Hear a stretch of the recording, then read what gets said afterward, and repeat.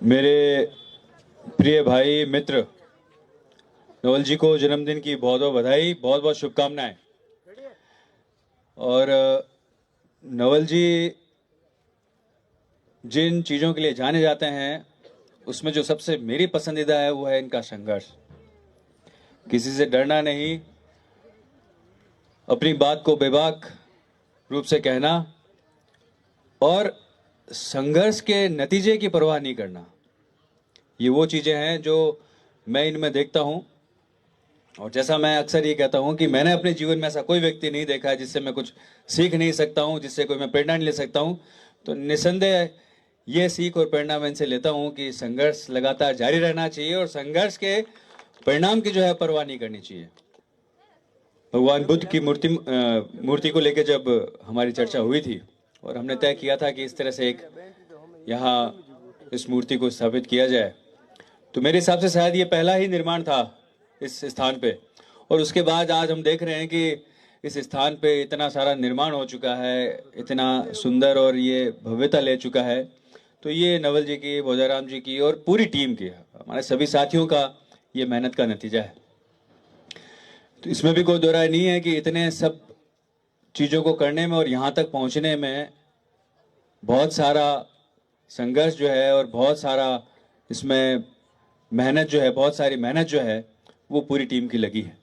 अभी मुझसे पहले जो वक्ता हैं वो ये फरमा रहे थे कि इस जगह को अपने पसीने से नहीं खून से सींचा है, पर जब पसीने से नहीं खून से सींचते हुए आप ये भी मान के चलिए कि ऐसे बहुत सारे लोगों को हमने झेला भी है जो कि खून चूसने के लिए जाने जाते हैं, उनको भी इस पार्क के नज़दीक नहीं आने देने के लिए और हाथ नहीं लगाने देने के लिए जो संघर्ष किया है वो भी बहुत लंबा हो चुका है।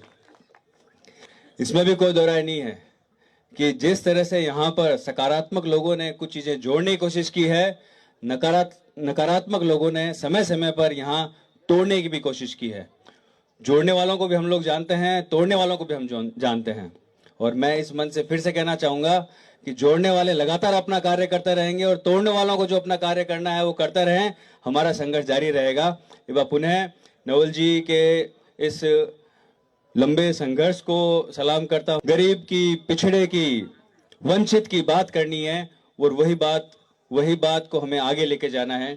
मैं जो कुछ यहाँ से सीखा हूँ वो ये है कि हमें हर उस व्यक्ति की बात करनी है जो वंचित है, शोषित है, चाहे वो किसी भी जाति का हो, किसी भी धर्म का हो।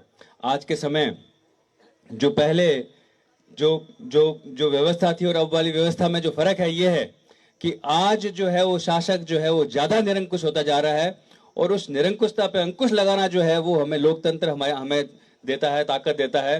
और मैं उम्मीद करता हूँ कि इस मंच और इस मंच से जुड़े हुए सभी लोग लोकतंत्र में किस तरह से निरंकुश पे अंकुश लगाने का जो कार्य हो सकता है वो किस तरह से करेंगे और बखूबी करेंगे, वो इस मंच से प्रेरणा लेके जाएंगे। एक बार पुनः नवल जी को मैं बहुत बहुत बधाई देता हूँ। नवल जी, आपके संघर्ष को सलाम।